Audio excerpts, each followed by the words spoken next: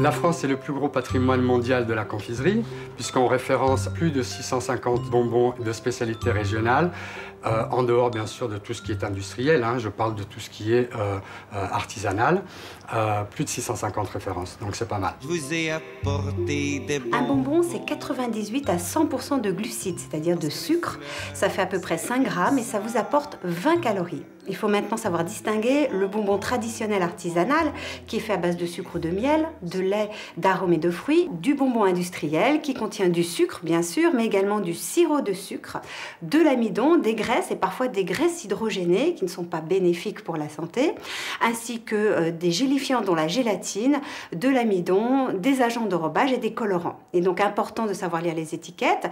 Et puis, le bonbon traditionnel est quand même beaucoup plus naturel. J'adore les bonbons. J'adore ça. Tout le monde aime les bonbons.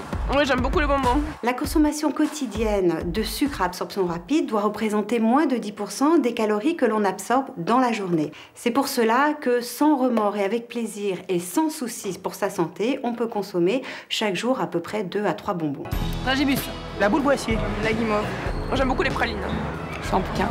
La consommation excessive de bonbons expose au risque de surpoids, également à celui de diabète, surtout si on est prédisposé à cette maladie. Et quelque chose que l'on connaît moins, c'est que manger trop de bonbons favorise le vieillissement des cellules de la peau. Donc finalement, manger trop de bonbons nourrit les rides. Pourquoi? C'est un phénomène qu'on appelle la glycation. Le sucre que vous consommez se mêle avec les protéines, forme une sorte de protéine caramélisée que la cellule a beaucoup de mal à métaboliser. Elle va donc travailler plus, vieillir plus vite, et tout ça favorise la formation des rides.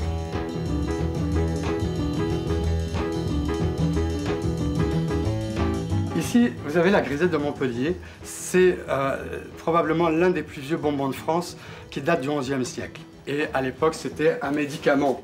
Vous aimez les réglisses? J'adore. Alors là, on a toutes les réglisses à base de gomme naturelle d'acacia.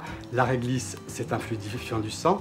Ça facilite la digestion et c'est excellent pour la santé. Associé en plus avec de la gomme arabique. Et puis c'est surtout du plaisir. Hein. Ici, on a la coucougnette du ver galant. Le ver galant, roi de France, Henri IV. Pourquoi ces coucougnettes? 24 enfants, 54 maîtresses. Il fallait faire honneur à ces coucougnettes. Il va passer à côté. Une amande grillée, chocolat noir et une pâte d'amande à la pulpe de framboise.